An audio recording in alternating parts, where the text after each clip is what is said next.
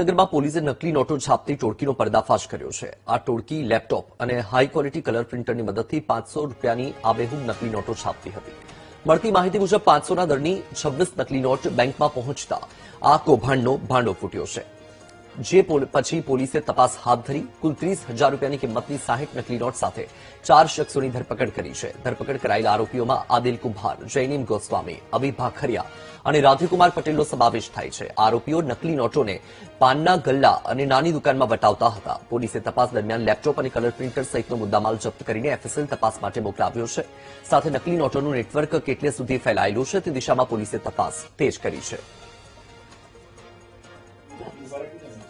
આ જે ગુનો આચરવામાં છે એ ટોટલ 4 વ્યક્તિઓ સંડોવાયેલા છે। જે અરજદાર હતા એ અરજદારે પોતે ઓરિજિનલ અસલ 500ના કરન્સીની નોટો સમજીને જ પૈસા જમા કરાવેલા હતા। એમના એ ધ્યાનમાં નહોતું કે એમને જે નોટો આપવામાં આવેલી છે એમાં કોઈ ઇન્ડિયન ફેક કરન્સી નોટો પણ મૂકવામાં આવેલી છે।